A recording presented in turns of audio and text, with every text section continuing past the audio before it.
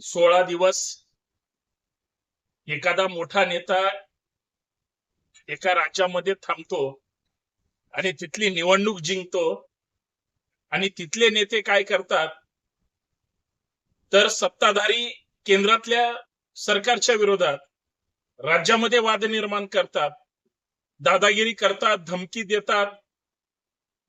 मागच्या गेल्या 10-15 वर्षामध्ये ज्यांची प्रचंड दहशत आहे त्या पश्चिम बंगालमध्ये ममता बॅनर्जीच्या विरोधात ज्या पद्धतीनं भारतीय जनता पार्टीनं प्लॅनिंग केलं आणि त्याच्यासाठी देशाचे केंद्रीय गृहमंत्री तिथं ठाण मांडून बसतात, याचा अर्थ प्रधानमंत्री महोदयांपासून गृहमंत्र्यांपासून सगळ्यांनी मनावर घेतलं होतं की पश्चिम बंगाल जिंकायचं.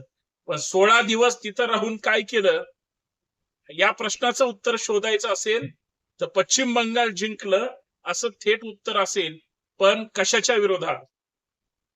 पश्चिम बंगाल मधल्या दादागिरीच्या विरोधात, रोहिंग्यांना समर्थन दिल्याच्या विरोधात, जातीयवादाच्या विरोधात, धार्मिक विवादाच्या विरोधात, कशाच्या विरोधात? आणि त्याचं फळ सत्ताधाऱ्यांना मिळालं. आज केंद्र सरकारची किंवा भारतीय जनता पार्टीची सत्ता ज्या इतर सगळ्या बहुतांश राज्यामध्ये आहे, हा देश भगवा करण्याच्या दिशेनं जे वाटचाल सुरू होती, 5 विधानसभा निवडणुकीपैकी 2 राज्याच्या विधानसभा खरं तर ताकदीनं जिंकल्या असं म्हणायला हरकत नाही. ते क्रेडिट प्रधानमंत्र्यांच्या नेतृत्वावर किंवा गृहमंत्र्यांच्या जातं, पण पश्चिम बंगाल मधली एकंदरीत परिस्थिती काय या सगळ्या मुद्द्यांवर एक नागरिक म्हणून मी ना टीका करणार ना मी कुणाविषयी वाईट बोलणार, परंतु माझ्या जे नजरेत आलं इथून पुढे कदाचित संपूर्ण व्हिडिओ ही त्याच दृष्टिकोनातून असेल. सर्वांना संतोष शिंदे ऑफिशियल या आपल्या हक्काच्या युट्यूब चॅनलवर मी ऍडव्होकेट संतोष शिंदे आपल्या सर्वांचं स्वागत करतो. विनंती एवढीच आहे, हा व्हिडिओ जास्तीत जास्त शेअर करा, शेवटपर्यंत हा व्हिडिओ पहा आणि नवीन असाल तर हे युट्यूब चॅनल सबस्क्राईब करायला विसरू नका. पश्चिम बंगाल खरं तर ममता बॅनर्जी ज्या पद्धतीनं वागतायत आणि वागल्या त्यांनी अति केलं. एका बाजूनं सत्ताधाऱ्यांनी ईव्हीएम मशीनचा गैरवापर केला का नाही याचं उत्तर शोधावं लागेल. आणि मग जर केला असेल तर फक्त पश्चिम बंगालमध्ये आणि आसाममध्येच का वापर केला? सत्ताधाऱ्यांनी तामिळनाडू असेल, केरळ असेल या राज्यामध्ये त्यांनी का वापर केला नाही, हा सुद्धा एक संशोधनाचा विषय. पुदुच्चेरी तर एक केंद्रशासित प्रदेश आहे आणि तिथलं आघाडी सरकार तिथं सत्तेवर आलं, कदाचित तिथं भारतीय जनता पार्टीचा सुद्धा सपोर्ट आहेच, परंतु निर्विवादपणे पश्चिम बंगाल आणि आसाम ज्या पद्धतीनं मोदीजींच्या नेतृत्वाखाली जिंकलं गेलं, चूक ममता बॅनर्जीची आहे हे विसरून चालणार नाही. ममता बॅनर्जींनी ज्या पद्धतीनं हट्टेपणा केला, हट्टापायी त्यांनी ज्या पद्धतीनं टार्गेट राजकारण केलं, एक स्त्री ताकदीनं लढते याच्याबद्दल कुणाचंही दुमत नाही. केंद्र सरकारने सुद्धा नारी शक्ती वंदन विधेयकाच्या निमित्तानं त्या ममता दिदींचं कौतुक आणि अभिनंदन आणि संरक्षणच केलं असतं, परंतु भारतीय जनता पार्टीला सतत टार्गेट ठेवून कदाचित त्यांचं राजकारण हे कशा पद्धतीचं होतं हा मला पडलेला प्रश्न आहे. मला एक 3-4 प्रश्नावर चर्चा करायची, कारण एक नागरिक म्हणून माझा तो एक नैतिक अधिकार आहे. तुम्हाला वाटेल की हा माणूस सतत भारतीय जनता पार्टीला नावं ठेवणारा अचानक असं का बोलतो? माझी ती एक वैचारिक भूमिका होती, पण आज एक नागरिक म्हणून चर्चा करत असताना ममता बॅनर्जींचं काय चुकलं? ममता बॅनर्जींनी भारतीय जनता पार्टीला पश्चिम बंगालमध्ये पायच ठेवू द्यायचा नाही म्हणून जे ताकदीनं विरोध केला, कार्यकर्त्यांवर हल्ले केले, त्यांच्या मोर्चावर किंवा तो सुवेंदू अधिकारी अक्षरशः पळवून लावलं त्या माणसाला ज्यावेळेस ते प्रचार करत होते.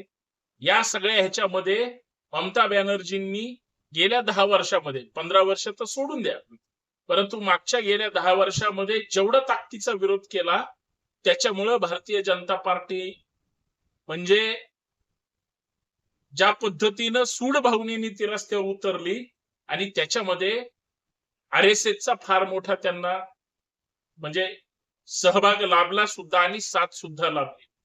ममता बॅनर्जीची दुसरी चूक म्हणजे ममता बॅनर्जींना फक्त भाजपच विरोध करत होतं का? पश्चिम बंगालमध्ये काँग्रेस विरोधात आहे, इतर सुद्धा पक्ष विरोधात आहेत.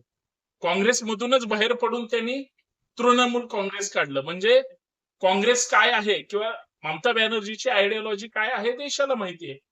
म्हणजे पश्चिमेमध्ये फक्त पश्चिम बंगाल एकच राज्य आहे का की जे फक्त रोहिंग्यांना किंवा इतर लोकांना बांगलादेशांना त्यांनी त्या ठिकाणी सहारा दिला किंवा त्यांना राहण्यासाठी दिलं?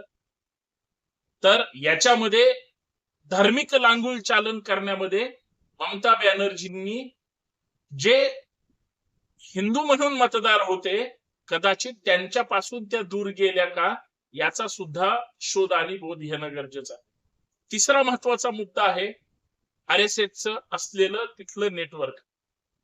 भारतीय जनता पार्टीच्या पाठीशी RSS असणं हे काही वेगळी गोष्ट नाही, पण भाजप आणि RSS यांच्यापेक्षा अजून दुसरं कोणी यांच्या सोबत होतं का? तर नक्कीच मुस्लिमांनी सुद्धा, कारण आता विजयी मोर्चामध्ये मुस्लिमांच्या भावना होत्या की आमचा नेहमी धार्मिक विद्वेषासाठी वापर केला जातो, इथं भारतीय जनता पार्टीनं किंवा मुस्लिमांसाठी जे केलं त्याच्यामुळे मुस्लिम सुद्धा त्यांच्या पाठीशी आहेत. एक ममता बॅनर्जीचीच उमेदवार होती, ती म्हणाल्या मुस्लिम बहुल भागामधून मी जिथून निवडून येणं अपेक्षित होतं किंवा जिथून मला मतदान पडणं अपेक्षित होतं तिथून मला मतदान पडलं नाही. याचा अर्थ मुस्लिम महिलांनी तृणमूल काँग्रेसला त्यांच्या उमेदवाराला मतदान केलेलं नाही. मग ते गेलं कुठं? मतदान तर झालंय, ज्या तीन मतदान झालं त्याच्यामध्ये ममता बॅनर्जीचा पराभव झाला, स्वतः त्यांच्या भवानीपूर मतदारसंघात सुद्धा झाला. आणि चौथं महत्वाचं कारण आहे SIR मध्ये 90 लाख मतदार वगळले गेले. 90 लाख हा आकडा त्या राज्याच्या दृष्टिकोनातून कमी नाही.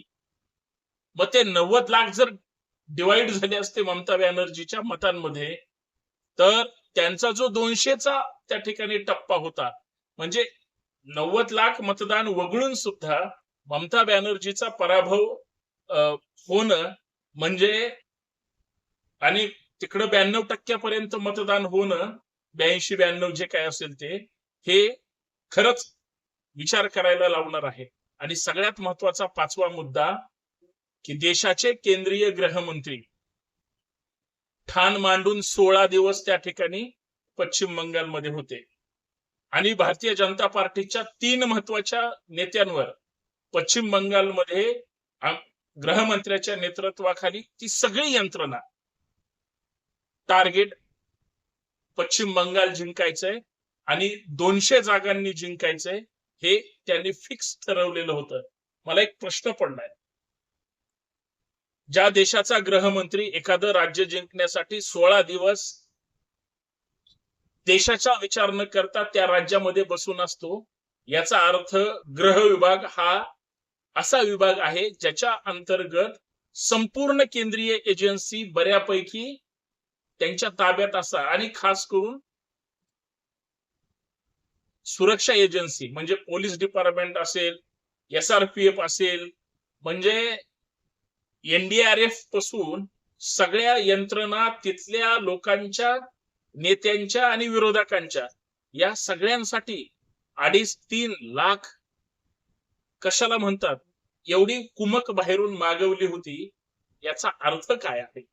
याचा अर्थ असा आहे की सत्ताधाऱ्यांनी, भारतीय जनता पार्टीनी इतकं मनावर घेतलेलं होतं पश्चिम बंगाल जिंकायचं, आणि अख्खा केंद्र सरकार, अख्खे केंद्रीय नेते, प्रधानमंत्री, गृहमंत्र्यांपासून सगळे, आणि त्यांच्या विरोधात एका राज्याची एक महिला मुख्यमंत्री, कशी डाळ शिजणार? आणि मग त्याच्यात ममता बॅनर्जीचा हेकेखोरपणा, अतिताईपणा, चिडचिड, वयोमानानुसार त्यांची जी अग्रेसिव्ह भूमिका होती, कदाचित काही लोकांना ती आवडलेली नाही. नेहमी ममता दीदी म्हणून या देशात त्यांची जी प्रतिमा त्या ठिकाणी उभी केली होती कदाचित त्यांच्या काही वेगळ्या धोरणामुळं कदाचित त्यांना त्याचा बराच परिणाम झाला. आता याच्यात यशस्वी कोण झालं, तर त्याच्यात केंद्रीय गृहमंत्री यशस्वी झाले, प्रधानमंत्र्यांच्या नेतृत्वाखाली निवडणुका लढल्या आणि यांची एक फार मोठी टीम आहे. साधी ग्रामपंचायतीची निवडणूक जर असेल तर गावातली लोक डोकं लावून गल्ली, रस्ता, नातेवाईक, पाहुणे रावळे, जातीचे नेते सगळ्यांना मॅनेज करतात. राज्याच्या निवडणुकीत तर काय करत असते, सहज कुणाला सोबत घेतं का? आणि सगळ्यात महत्वाचा 6वा मुद्दा जो सांगून मी थांबणार आहे तो म्हणजे ममता बॅनर्जीच्या जवळची जी डॉलर मंडळी होती, जी महत्वाची नेते मंडळी होती, ममता बॅनर्जीकडे त्या सोडल्या आणि त्या खासदार सोडल्या, तर रस्त्यावर ताकदीनं प्रचारामध्ये बोलणारा चेहरा नव्हता.